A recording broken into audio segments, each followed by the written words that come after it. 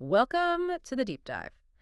Okay, so today we're plunging into a really extraordinary case study. It's a personal account from one of our listeners that gives us this profound look into karma, the power of merit, and, well, those deep bonds that connect families across lifetimes. Mhm. This isn't just theory, it's a lived experience. Really makes you think. Absolutely. And what's really striking here is how it shows the practical side of Dhamma knowledge, this deep understanding of how things work. Right. Our listener's story reveals how past actions, well, they create ripples in our present, Mm-hmm. and how conscious effort, ethical living, can genuinely ease suffering and even shape destinies, Yeah. even right at the end of life. Yeah, those critical moments. So our guide for this is an audio excerpt. It's a daughter talking about her parents, her twin brothers, another A sibling. whole family's journey. Exactly. And our mission really is to distill the wisdom from this journey, maybe help you see how understanding these principles could, well, empower your own life too. Mhm. So let's start with the mother. Her journey is incredible, a real testament to resilience and the power of compassion. Mm-hmm. So picture this. She and her husband, they built up quite a bit of wealth in China, Yeah. and then bam, political change, and they lost everything. Just gone. Wiped out. Totally. Reduced to extreme poverty. They were eating only taro and yam day after day. Just to survive. Yeah. And that experience, it was so traumatic, so deeply ingrained, that for the rest of her life, even after moving to Thailand, finding stability, she just couldn't eat taro or yam again. Wow. A constant reminder. It shows how trauma can imprint so deeply, doesn't it? Psychologically, physically. For decades. But that resilience may be forged in that hardship. It kind of set the stage for her later spiritual path, perhaps. I think so, because despite those early struggles, raising 6 kids, she was this devoted wife, devoted mother, and she consistently engaged in merit making. Those intentional good deeds. Right, like giving alms to monks, visiting shrines, keeping a vegetarian diet. But, despite all this goodness, she developed some really severe health problems later on. Yeah, the story mentions quite a few. An enlarged heart-kidney disease.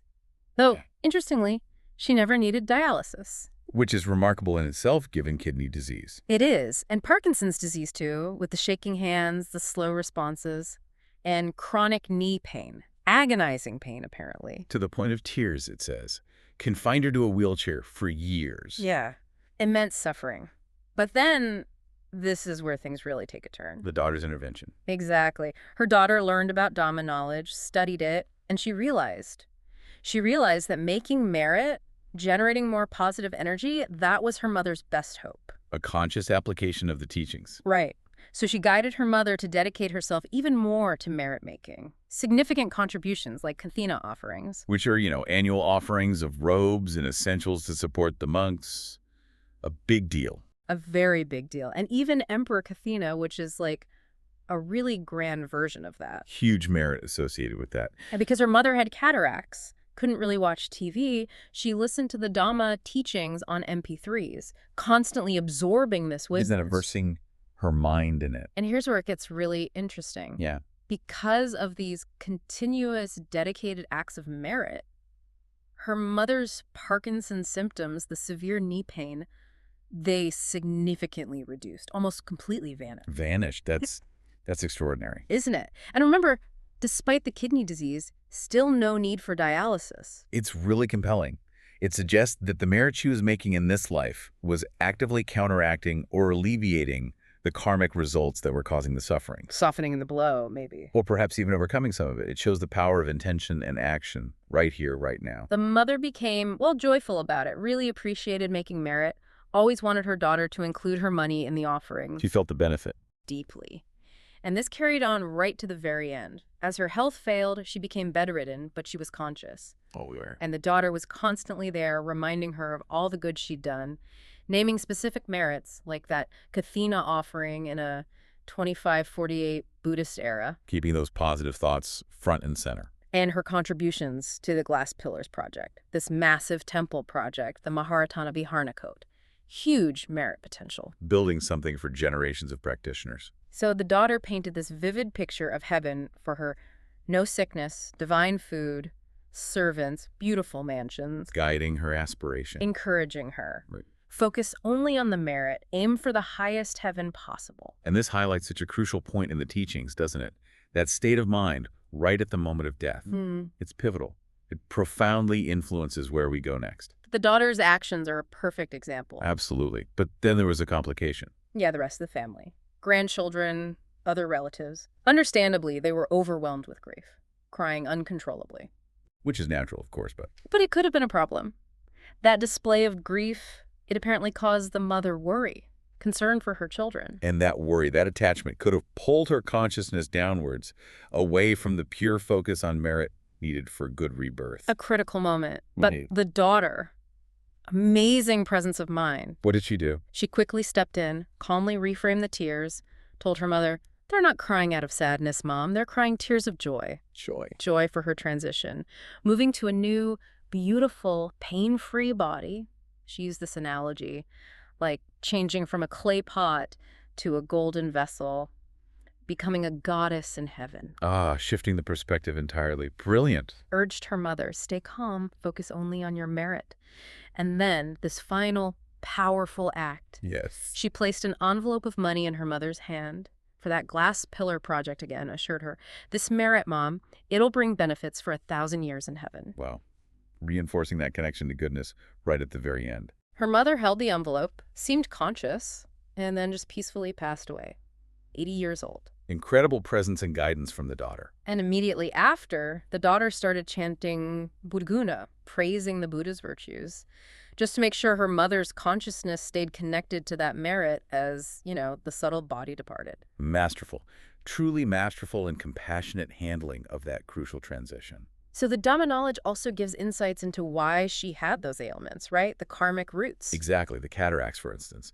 The teaching connects this to past life karma of caging animals in dark places, like fish in a muddy pot, depriving them of light and sight. So the result is impaired vision later on. Makes a certain kind of sense. The karmic reflection. Mhm. And the kidney disease, Parkinson's, the knee pain, that's linked to past karma of killing animals for food, likely in an agricultural setting. But the improvement in the Parkinson's and knee pain? Yes, that's the key. It highlights how potent the merit accumulated in this life was. It actively softened, maybe even partly overwrote, those past negative karmic results. Good deeds counteracting bad karma. Amazing. And the result, where did she end up? Well, because of the daughter's guidance, all that merit, her mind was bright and pure at death. Feng Sei is the term. White and pure. She was reborn in a golden mansion. In the Katumaharajika heaven, which is the lowest heavenly realm but still a blissful existence, specifically in the Gandharva line of deities there. Okay, so a heavenly rebirth. Yes. But here's another fascinating layer. She had enough merit, potentially, to go even higher. Oh, why didn't she? Her strong love and deep attachment, Rakle Fukfun, to her husband, the father, that bond pulled her, essentially, to be reborn near his celestial mansion in that same heaven. Wow. So emotional bonds can influence even that. Absolutely. They can be incredibly powerful, guiding our path even across lifetimes. And there's more. The daughter didn't stop making merit. After her parents passed. Right. She kept dedicating merit to them. And this upgraded their heavenly existence, expanded and brightened both their mansions, made them even more splendid. So she improved their afterlife, essentially. Effectively, yes. The parents are now overjoyed, reunited, grateful to the daughter for facilitating it all. That's just incredible. So, okay, shifting focus then. The father. What about his journey? His struggles, his passing? Yeah, his story is quite different. He passed away before the daughter really got deep into the Dhamma knowledge. So he didn't have that same detailed guidance at the end. No, and the daughter wasn't physically present right when he passed either. His life sounds like it was marked by suffering, too, especially with his left leg. Right, shrapnel during World War II, then a motorcycle accident later on, constant injuries to that leg. And then diabetes, which Yeah. led to the amputation of that same left leg. Terrible. And the wound didn't heal properly. Became gangrenous, apparently. He eventually died from a combination of things. Yeah. Diabetes complications, lung cancer that had spread to his brain, and severe bed sores. A lot of physical suffering. A really difficult end. But what's striking, again, is how the Dhamma knowledge draws these direct links. Very specific connections between past actions and these ailments. Like what? Well, the recurring left leg problems, the amputation, trace back to a past life where he was a hunter using traps. Traps. Yes. And these traps would injure animals' legs, sometimes horribly. Limbs getting caught, rotting over days. And when he found them, He'd apparently just cut off the rotten legs. Cruelly. Oh, that's grim. And that same brutality trapping, mutilating animals that was identified as the karmic cause of his cancer too, which spread to his brain. It's so precise, isn't it? The mirroring of the actions. It often is, according to the teachings, a very direct cause and effect. Sobering. Did the daughter try to help him while he was alive? Oh yes. She often encouraged him to make merit. And after he passed, she constantly dedicated her own merits to him, just like she did for her mother. And did that help him, his rebirth? It seems so. He was reborn as the Pabutsut lore, a handsome male deity also in the Katumaharajika heaven, Gandharva line. Same heaven as the mother. Initially in a medium-sized golden mansion, but thanks to the daughter's continued merit-making dedicated to him, his mansion also got upgraded, became grander, brighter, eventually matching the mother's in splendor. So they are truly reunited then? Joyfully reunited, yes. Enjoying their divine existence, exploring their new heavenly society, and deeply grateful to their daughter. Incredible. Okay, let's zoom out for a second. There was that shared experience back in China, losing all their wealth. Right, the political upheaval, everything confiscated by the government, Yeah. plunged into poverty. Is there a karmic explanation for that shared experience too? There is. And it raises this important question about how our actions, especially concerning others' property and livelihood, have repercussions. So what was the past life connection? In a past life, the teachings say they were also a couple. A very wealthy couple this time, with huge tracts of land. Okay. And poor villagers started encroaching on their land, building little homes, planting crops just to survive. And what did the wealthy couple do? Initially, they sort of allowed them to work the land, grow their crops. But once everything was mature, harvest ready, they ruthlessly evicted everyone, seized their homes, their belongings, the crops, everything, left them with literally nothing but the clothes on their backs. Oh, that's hard. Described as being completely without conscience.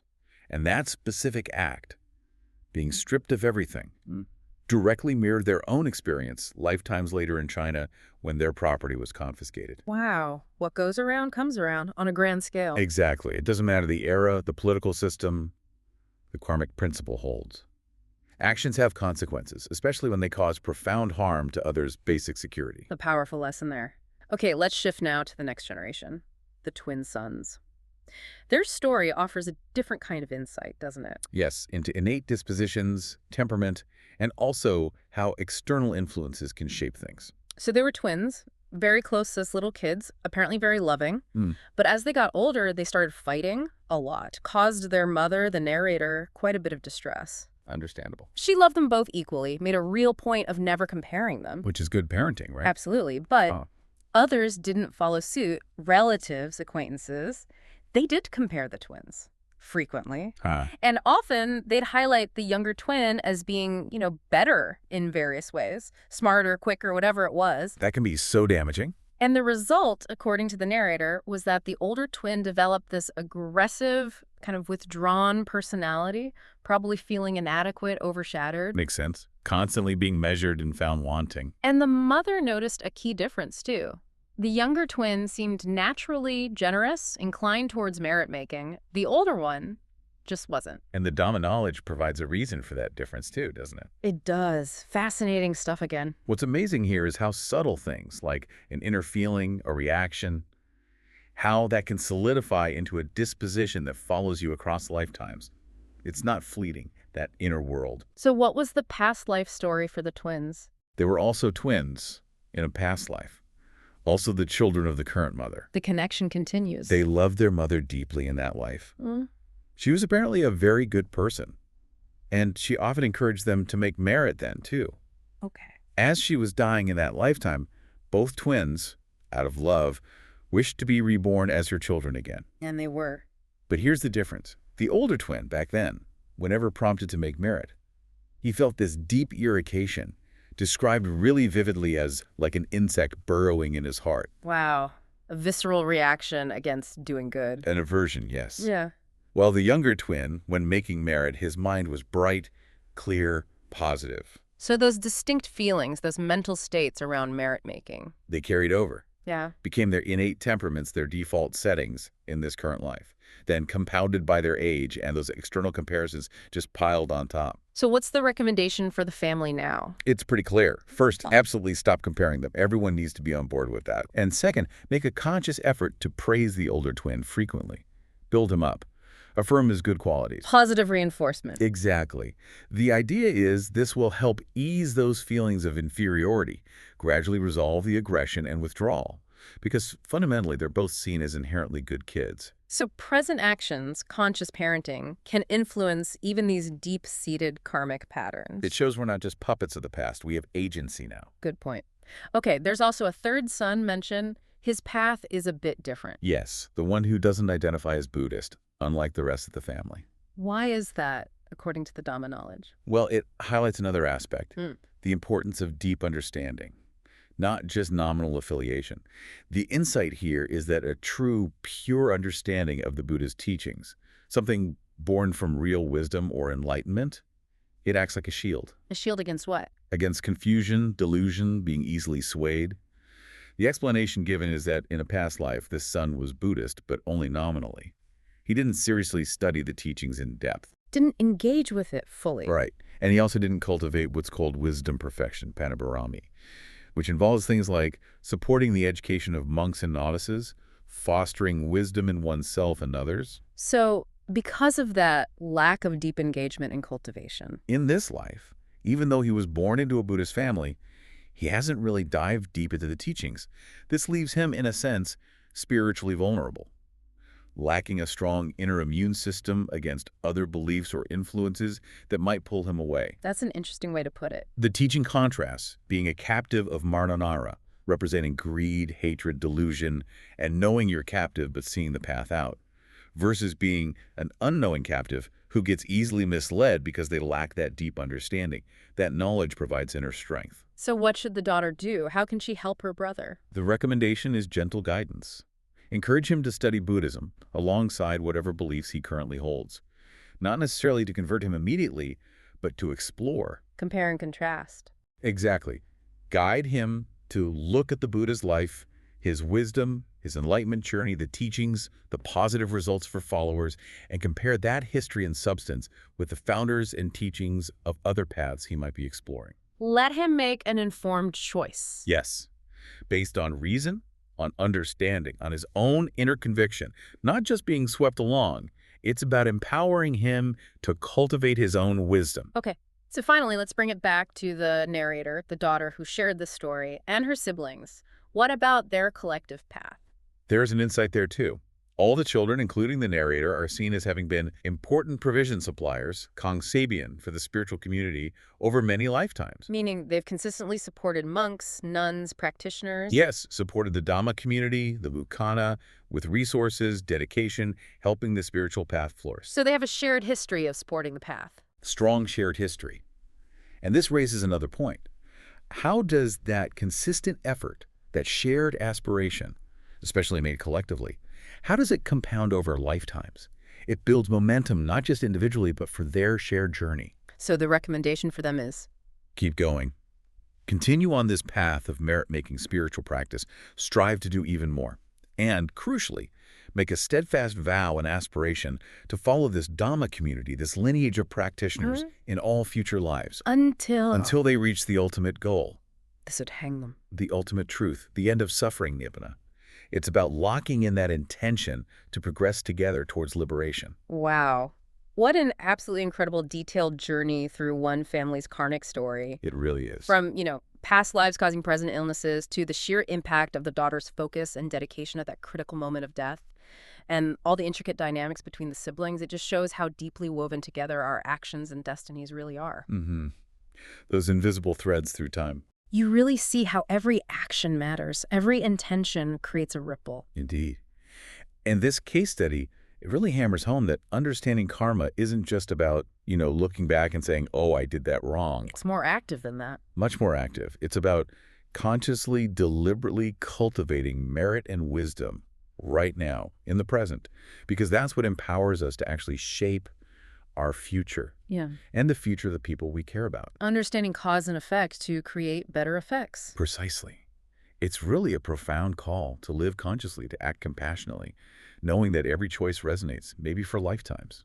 So as you're listening and reflecting on this family's intricate story, maybe think about this. What's one small, intentional act of merit Maybe a kind word, a helping hand, a moment of patience, Mm-hmm. or a moment of trying to understand something more deeply. Or just a supportive word you could bring into your own life or your family's life starting today. Knowing that, as the story suggests, the ripple effects of even small positive actions could extend far beyond what we can immediately see, potentially bringing profound transformation down the line. Something to think about.